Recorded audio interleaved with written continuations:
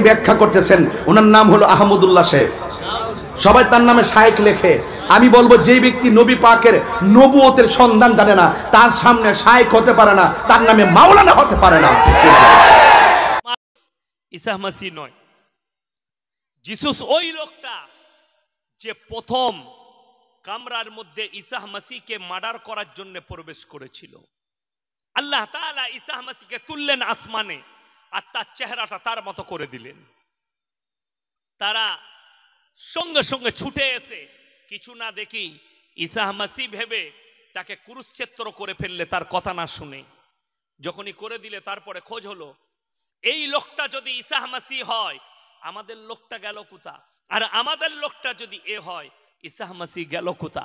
তারপরে তাদের পণ্ডিতরা বলল, ওকে আল্লাহ তুলে নিয়েছেন, ওটা আল্লাহর বেটা। জোরে বলুন নাউজুবিল্লাহ।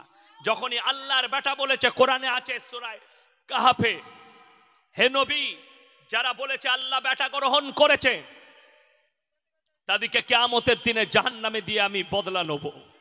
আল্লাহ তাদেরকে জাহান্নামে দিবেন খ্রিস্টান দিকে। কেন? একটাই কারণে, আল্লাহর বেটা বলার কারণে। সকলে জোরে বলুন নাউজুবিল্লাহ। আমার আল্লাহ প্রত্যেকটা অ্যাপ থেকে পবিত্র, পাক।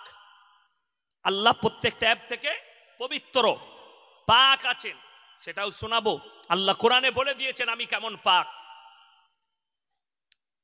আমি কেমন পবিত্র। আল্লাহ এটা কোরআনে বলেছেন। চলুন, আমার আল্লাহ রাব্বুল আলামিন কিয়ামতের দিনে হযরতে ঈসা মাসিহকে দাঁড় করাবেন। যেমন আদালতে মুজরিমকে দাঁড় করানো হয়, ওইভাবে দাঁড় করাবেন। আর আমার আল্লাহ প্রশ্ন ছুড়ে দিবেন। কোরআনে আছে প্রশ্নটা আল্লাহ কি করবেন। আমার নবী বিশ্ব নবীকে বললেন, হে আমার বিশ্ব নবী, শুনে নাও, আমি কিয়ামতের দিনে সকলের সামনে আমার ঈসা মাসিহকে প্রশ্ন করব। ইজ ক্বালাল্লাহু ইয়া ঈসা ইবনে মারইয়াম আনতা কুলতা লিন-নাস ইত্তাখিযুনি ওয়া উম্মিয়া ইলাহাইনি মিন দুনিল্লাহ।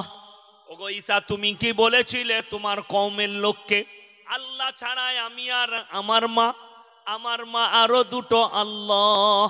ঈসা নবী কাঁদবেন, ক্বালা সুবহানাক মা ইয়াকুনু লি আন আকুলা মা লাইসা লি বিহাক ইন কুনতু কুলতুহু ফাকাদ আলিমতা তা'লামু মা ফি নাফসি ওয়া লা আ'লামু মা ফি নাফসিক ইন্নাকা আনতা আল্লামুল গুয়ুব।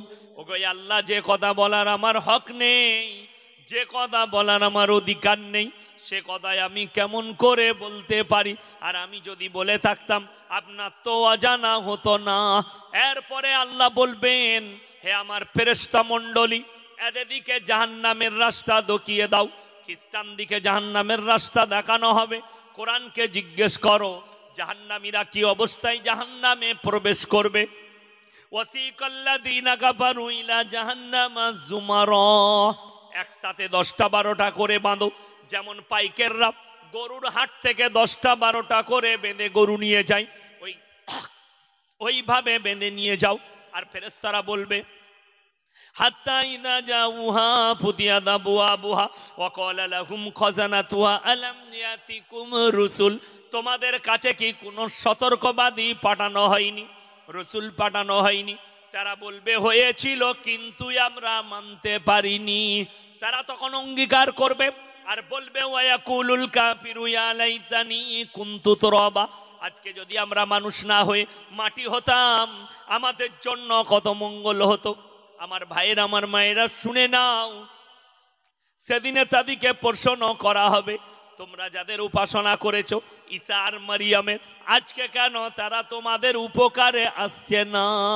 তারা বলবে, আমরা তোমাদিকে কখনো বলিনি আমরা তোমাদের আল্লাহ, তোমরা আমাদের উপাসনা করেছো, তোমরা যা করেছো নিজেরা বুঝো, নিজেরা সেদিনে তোমরা ভোগ করো। আমার ভাইয়েরা শুনে নাও, আল্লাহকে ছেড়ে যারা অপরকে ভালো মন্দের মালিক মনে করবে, কল্যাণ অকল্যাণের মালিক মনে করবে, কিয়ামতের দিনে আল্লাহ যখন জাহান্নামকে দাঁড় করাবেন, ফেরেশতারা জাহান্নামকে টেনে ধরে রাখবে। 70,000 ফেরেশতা তারা শিকল দিয়ে টেনে রাখবে। আর জাহান্নাম তর্জন গর্জন শুরু করবে, কোরআনে আছে, হে আমার নবী, যখন জাহান্নামীরা জাহান্নাম দেখতে পাবে, লিলি হানসিকা দেখতে পাবে, যখন তর্জন গর্জন শুনতে পাবে, তখন তারা আল্লাহকে কেঁদে কেঁদে বলবে, রব্বানা আবসারনা ওয়া সামিনা ফারজিনা নামাল সলিহা ইন্না মুকিনুন। ওগো আল্লাহ, আজকে আমরা জাহান্নামের লিলি হানসিকা দেখতে পাচ্ছি, তর্জন গর্জন শুনতে পাচ্ছি, আর একবার আমাদিকে দুনিয়াতে ফিরিয়ে দাও, ভালো কাজ করব, নেক কাজ করব, নেক আমল করে আনবো। আমার আল্লাহ উত্তর দেবেন, লামলান্না জাহান্নামা মিনাল জিন্নাতি ওয়ান নাসি আজমাইন। আমি জাহান্নামকে জিন এবং ইনসান দ্বারা পরিপূর্ণ করব। আজকে তাই তোমরা কোনো রেহাই পাবে না। আমার ভাইয়েরা সবাই নিয়ত করুন। এটা 4 নম্বর শোনালাম। 3 নম্বর, যারা মনে মনে ভাবছেন যে আমরা বিনা নামাজে, বিনা দিনদারিতে, বিনা তাকওয়ায়, বিনা পরেজগারিতে আমরা জান্নাতে যাব, তারা কান খুলে শুনে নাও, নবীর কমরা সেদিনে ফেরে পড়ে যাবে। আমার আল্লাহ কোরআনে বলেছেন, মৌলবীর কথা ছেড়ে দাও, হুজুরদের কথা ছাড়ো। সূরা আরব প্রথম পৃষ্ঠাতেই আমার আল্লাহ বললেন, ফালানাসআলান্নাল্লাযীনা উরসিলা ইলাইহিম ওয়ালানাসআলান্নাল মুরসালিন। আমি নবী, মৌলবী, মোল্লা, পীর ফকির ছেড়ে দাও।